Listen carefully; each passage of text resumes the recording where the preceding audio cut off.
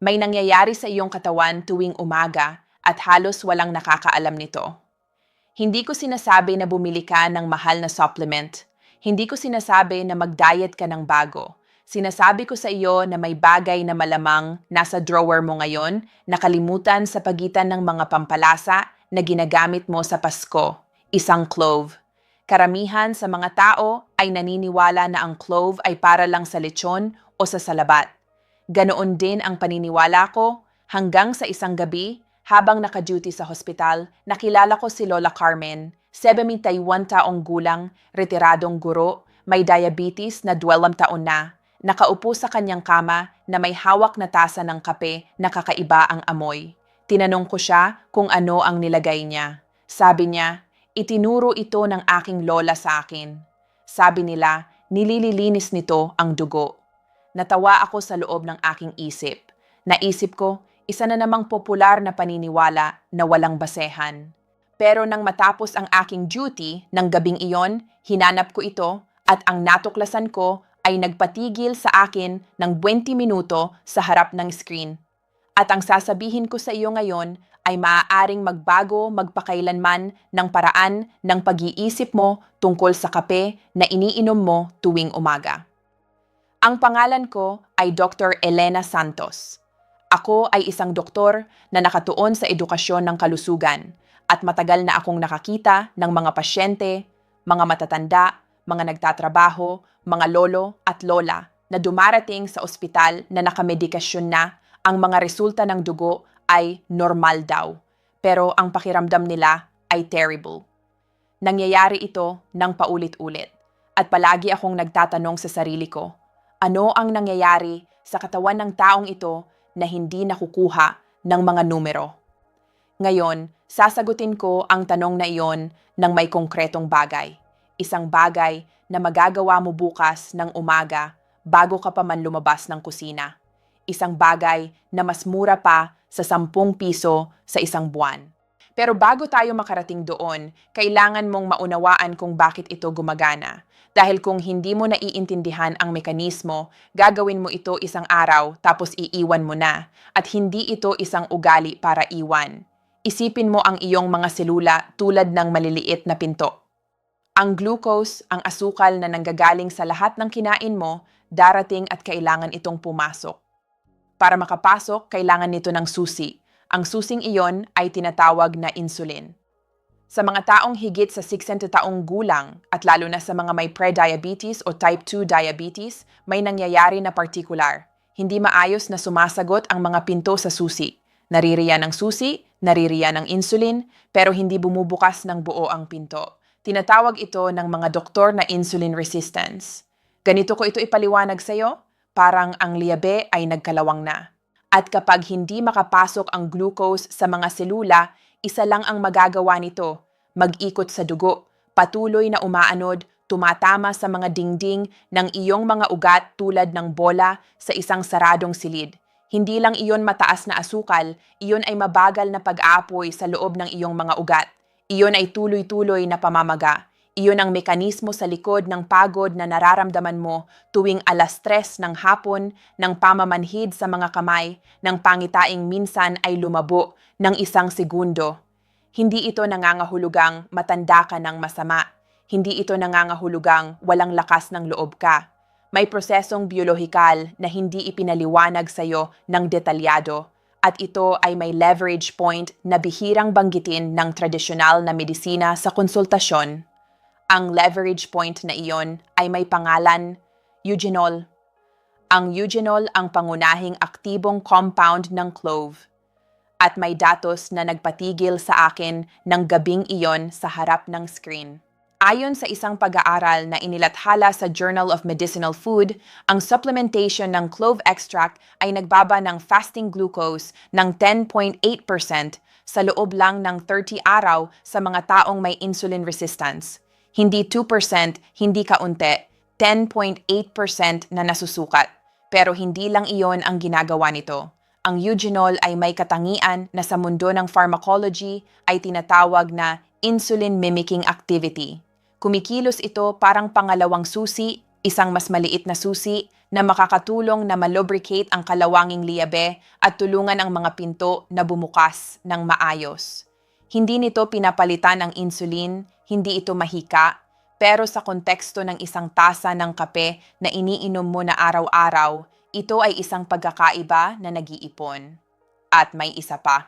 Ang clove ay may isa sa pinakamataas na ORAC index sa lahat ng nasukat na pagkain, mahigit 290,000 units bawat 100 gramo.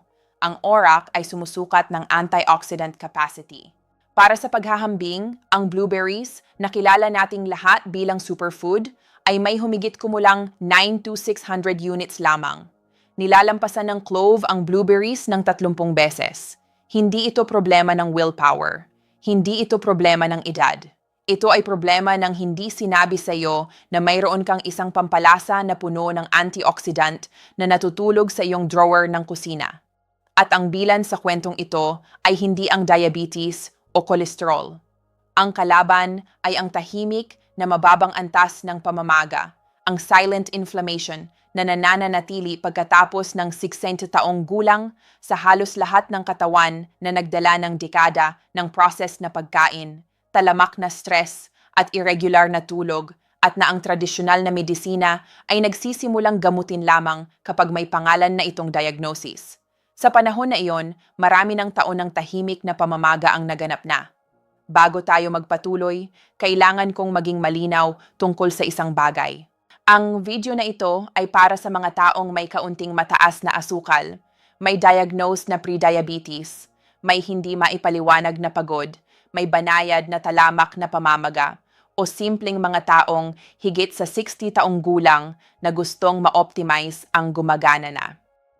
Kung meron kang type 2 diabetes na may aktibong gamot, lalo na kung umiinom ka ng metformin o nag-i-inject ng insulin, makipag-usap muna sa iyong doktor bago magdagdag ng anumang bagong protocol.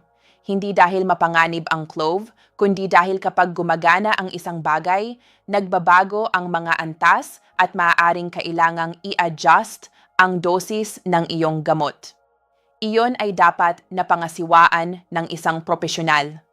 Kung sa mga nakaraang araw ay napansin mo ang malabong pangitain na hindi gumagaling, tuloy-tuloy na pamamanhid sa magkabilang paa, sugat na hindi maayos na naghihilom, o labis na uhaw na hindi naaalis, iwan ang video na ito at tawagan ang iyong doktor ngayon, hindi bukas, ngayon. Yun day's mga sintomas ng decompensation na nangailangan ng agarang atensyon. Kung iba ang sitwasyon mo, kung ikaw ay isang taong higit sa 6 na nag-aalaga sa sarili, naghahanap ng maliliit na pagbabago na may tunay na basehan, magpatuloy ka sa panonood. Ito ay para mismo sa iyo. Bumalik tayo kay Lola Carmen, 71 taong gulang, retiradong guro sa isang bayan, 3 apo, lola ng mga bata paring bisita sa kanya nang naglalakad dahil 4 na block lang siya mula sa paaralang pinagsilbihan niya ng 32 taon. Dumating siya sa aming unit na may fasting glucose na 148, malinaw na pre-diabetes zone, tuloy-tuloy na pagod, banayad na pamamanhid sa mga paa na kanyang inilarawan bilang parang may buhangin sa loob, LDL cholesterol na 142, triglycerides na 189. Sinabi sa kanya ng kanyang doktor, mag-ingat sa pagkain. Binigyan siya ng papel na may listahan ng pagkain. Sinabi sa kanya na bumalik pagkatapos ng 3 buwan. Sinubukan ni Carmen ang diet. Iniwasan na niya ang puting kanin sa gabi. Pinalitan na niya ang asukal ng stevia sa kanyang kape. Naglakad siya ng 30 minuto 3 beses sa isang linggo. Hindi gumagalaw ang mga numero. Nang makilala ko siya, ang unang sinabi niya sa akin ay ang tungkol sa kape na may clove. Sinabi niya na ang kanyang lola na umabot ng 91 taong gulang ng walang diabetes o gamot ay umiinom niyon tuwing umaga mula pa ng bata pa siya. Sinabi ng kanyang lola na para daw sa malinis na daloy ng dugo. Tinanong ko siya kung gaano nakatagal siyang gumagawa nito. Sabi niya, 2 linggo na. Sinuri ko ang kanyang glucose ng umaga na iyon. 131. 14 na araw ang lumipas nang walang ibang pagbabago. Alam ko na sa medisina, natututo tayong hindi magtiwala sa mga anecdote. Alam ko na ang 14 na araw at 17 puntos ng pagkakaiba ay hindi isang clinical trial. Pero alam ko rin na sa mahabang panahon ng pag-aalaga sa mga pasyente, hindi ko kailanman binabaliwala kapag may bagay na gumagalaw sa tamang direksyon sa isang taong ilang buwang natigil na. Tinanong ko siya kung ano ang eksaktong ginagawa niya. Ipinaliwanag niya ito sa akin nang may katumpakang nagulat sa akin. 2 butil ng buong clove, bahagyang binubugtaw para mabukas ng kaunti, hindi ginagawang pulbos, at inilalagay ng direkta sa kanyang tasa bago ibuhos ang mainit na kape. Naghihintay ng 10 minuto bago mag-almusal. Hiniling ko sa kanya na magpatuloy at hayaan akong sundan ang kanyang mga numero. Pagkatapos ng 45 araw, ang kanyang fasting glucose ay 119 na. Ang kanyang triglycerides ay bumaba sa 162. Ang pamamanhid, ayon sa kanya, ay bumaba ng mga 60%. Ang pariralang nagbukas ng lahat ay isang hapon nang tinanong ko siya kung nagbago ba siya ng iba pang bagay. Sabi niya, "Wala, Dr. Elena. Sinimulan ko lang napakinggan ang aking lola." Noong nakaraang buwan, nagpadala siya sa akin ng mensahe. May naka-attach na litrato. Nakatayo siya sa pasukan ng palengke ng bayan na may isang supot ng prutas sa bawat kamay at isang ngiti na umabot sa buong mukha niya. Sa ibaba ay sumulat siya, "Unang beses sa 2 taon na bumaba ako ng mag-isa nang hindi napapagod." Naisip mo na ba na sinabihan ka lang na mag-ingat sa pagkain nang hindi mismo ipinaliliwanag kung ano ang ibig sabihin yon para sa iyong partikular na katawan? Isulat mo ito sa mga komento. Gusto kong malaman kung ilan sa inyo ang nasabihan ng eksaktong mga salitang iyon. Ngayon, ibibigay ko sa iyo ang 5 konkretong paraan para gamitin ang clove para maging tunay at masusukat ang epekto nito sa iyong katawan. Hindi 5 tip ng wellness, 5 protocol na may mekanismo, dosis at eksaktong oras. Ang una ay ang pinakasimple at pinakamakapangyarihan, at ito ang ginagawa ni Lola Carmen, 2 butil ng buong clove. Bahagyang binubugtaw lang para mabukas ng kaunti, hindi ginagawang pulbos, at inilalagay ng direkta sa iyong tasa bago ibuhos ang mainit na kape. Hinihintay ng 3 minuto, inaalis ang mga clove kung gusto mo o iniiwan. Iniinom ang kape nang walang laman ang tiyan at naghihintay ng 10 minuto bago mag-almusal. Alam ko kung ano ang iniisip mo, 10 minuto. Para saan? Pakinggan mo ako. Ang eugenol ay nangangailangan ng partikular na metabolic context para kumilos sa mga insulin receptor sa muscle at liver tissue. Nang walang laman ang tiyan, habang ang basal glucose ay nasa pinakamababang antas nito, ang absorption ng eugenol sa pamamagitan ng gastric mucosa ay makabuluhang mas mabilis. Ayon sa pharmacokinetic data, hanggang 34% na mas episyente kaysa kapag ininom pagkatapos kumain. Ang 10 minutong iyon ay hindi isang ritual. Iyon ang sandaling nasisipsip ang compound ng walang kompetisyon. Huwag itong inumin na may gatas mula sa simula. Ang casein ng gatas ay maaaring mag-bind ng bahagi ng eugenol at bawasan ang bioavailability nito. Itim na kape, 2 bahagyang pinugbaw na clove, 10 minuto. Ganoon kasimple at ganoon katumpak. Babala, kung mayroon kang aktibong acid reflux o gastric ulcer, magsimula sa isang clove lang at obserbahan kung paano sumasagot ang iyong tiyan sa unang linggo. Ang eugenol ay may banayad na stimulating action sa gastric mucosa na sa ilang tao ay maaaring magpalakas ng heartburn. Ang protocol na ito na ininom ng tuloy-tuloy sa loob ng 30, magkakasunod na araw ang simula ng lahat ng iba pa. Ang pangalawang protocol ay may kaugnayan sa oras ng araw na ang iyong katawan ay pinakamahina sa glucose spike at halos walang nakakaalam nito. Sa pagitan ng alas 6 ng hapon at alas 9 ng gabi, ang circadian rhythm ay nagpapababa ng insulin sensitivity sa skeletal muscle. Tinatawag ito ng mga siyentipiko na Valley of Insulin Sensitivity, ang lambak. Sa simpleng salita, ang kinakain mo sa oras na iyon ay mas malaki ang epekto sa iyong asukal kaysa sa eksaktong parehong halaga na kinain mo ng tanghali. Dito pumapasok ang hapon na clove tea. Hindi ito katulad ng kape sa umaga. Iba ito sa function at paghahanda. 3 butil ng buong clove. Inilalagay sa isang tasa ng bagong pinakuluang tubig. Tinatakpan ng plato ng 8 minuto. Ang singaw ay nagko-concentrate ng mga volatile compounds, kabilang ang eugenyl acetate na may karagdagang anti-glycemic effect, at inumin ito ng 20 hanggang 30 minuto bago ang iyong hapunan. Ayon sa isang pag-aaral na inilathala sa Nutrients noong 2019, ang pag-inom ng clove extract 20 minuto bago ang isang carbohydrate-heavy na pagkain ay nagbaba ng post-meal glucose spike ng 18% kumpara sa placebo. 18% bago ang hapunan na may 3 clove at mainit na tubig. At sa hapunan, nandoon ang mga pagkaing minamahal nating lahat: kanin, sinangag, nilaga, pinakbet. Mga pagkaing mataas sa carbohydrates na mabilis tumataas ng asukal sa dugo. Kaya ang timing ng clove tea na ito bago ang gabi ay hindi aksidente. Ito ay depensa bago pa man magsimula ang laban. Sino ang hindi dapat gawin ito nang hindi kumukonsulta? Ang mga may bleeding disorder o umiinom ng anticoagulants tulad ng asenocumarol o warfarin. Ang eugenol ay may banayad na anti-platelet aggregation activity. Kapag pinagsama sa anticoagulants, maaari itong palakasin ang epekto. Hindi ito mapanganib sa mga dosing na ito para sa karamihan, pero kung umiinom ka ng mga gamot na yon, makipag-usap muna sa iyong doktor. Ang ikatlong protocol ang pinakamahirap kong ipaliwanag dahil masyadong simple para maging totoo.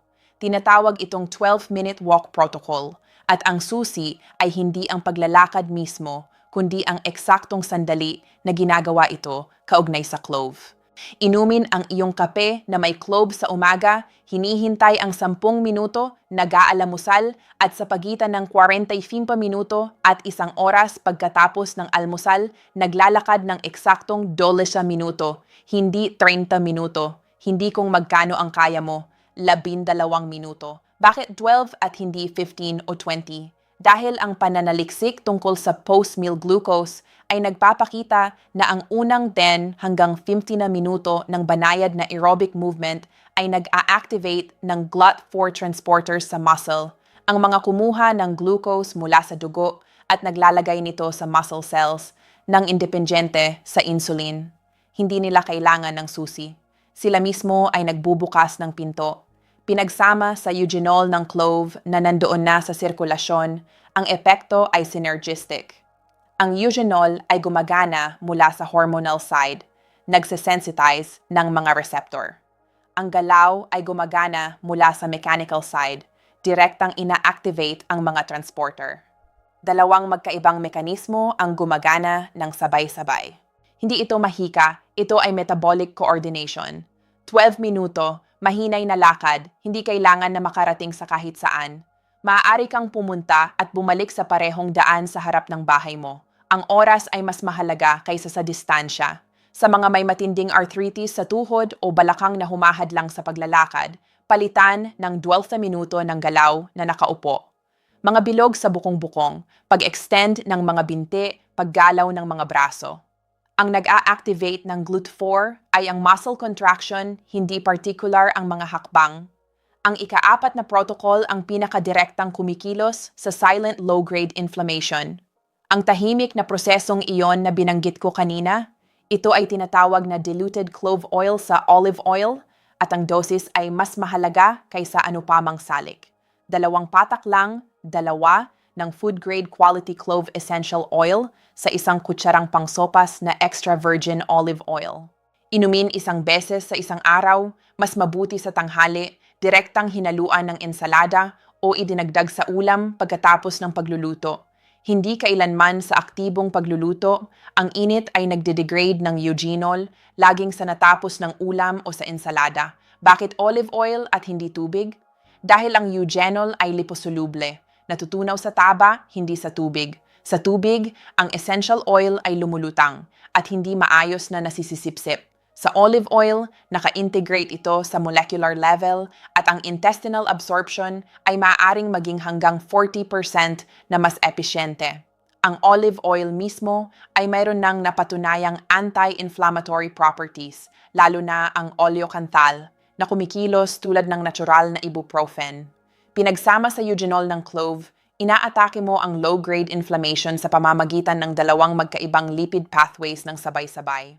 Ang protocol na ito ay espesyal na may kaugnayan para sa mga taong may talamak na sakit sa kasukasuan, morning stiffness, o mga resulta ng dugo na nagpapakita ng mataas na CRP, ang C-reactive protein, na marker ng systemic inflammation. Kritikal na babala, ang turong clove essential oil ay napaka-concentrated. 2 patak ang tamang doses. 4 na patak ay maaaring mag-irritate ng digestive mucosa. Huwag kailanman itong inumin ng hindi diluted sa isang fatty carrier. At tiyaking ang essential oil ay food-grade quality, hindi aromatherapy grade. Dapat sabihin ng label ang apto para sa internal na paggamit o food grade. Ang ika-5 protocol ay ang isa na binuo ko mula sa nakita kong gumagana sa mga pasyente. Sa pagitan ng alas 2 at alas 4 ng umaga, ang iyong atay ay gumaganap ng isang prosesong tinatawag na hepatic glucose release. Naglalabas ito ng glucose sa dugo upang mapanatili ang basal levels habang natutulog ka. Sa mga taong may insulin resistance, ang prosesong ito ay madalas na naging overactive, naglalabas ng higit sa kinakailangan at doon nang gagaling ang mataas na fasting glucose kinabukasan kahit wala kang nakain sa gabi. Ang solusyon ay isang gabi na infusion, 3 clove sa isang tasa ng mainit na tubig, iniinom 30 minuto bago matulog. Ang eugenol sa ganitong oras ay nagtatrabaho habang natutulog ka, mahinay na binabawasan ang hepatic glucose output sa mga oras ng madaling araw. Samahan mo ito ng isang maliit na mangga o pakwan, natural na fructose na kumukumpleto sa overnight metabolic window nang hindi naglalagay ng spike, at mayroon kang tulog na aktibong nagtatrabaho para sa iyong asukal. Lahat ng 5 protocol ay kumikilos sa parehong mekanismo, ang chronically oxidized insulin lock na kinatawan ko sa iyo kanina. Ang kape sa umaga ay nagtatayo ng baseline sensitization. Ang hapon na tea ay nagdadepensa laban sa evening glucose spike. Ang 12-minute walk ay nag-a-activate ng insulin-independent uptake. Ang clove oil sa olive oil ay tumutugon sa pinagmumulan ng pamamaga. At ang gabi na infusion ay nagre-regulate ng overnight liver output. 5 punto ng leverage, isang mekanismo, isang pampalasa na mayroon ka na sa iyong kusina ngayon. Kung ito ay kapaki-pakinabang sa iyo ngayon, ipaalam mo sa isang tao na mahal mo na higit sa 60 taon. Dahil ang impormasyong ito ay hindi para mabuhay lang, para mabuhay ng ganap. Isusulat mo rin sa komento kung aling protocol ang subukan mo muna. Gusto ko talagang malaman. Ingat ka palagi at magkita tayo sa susunod na video.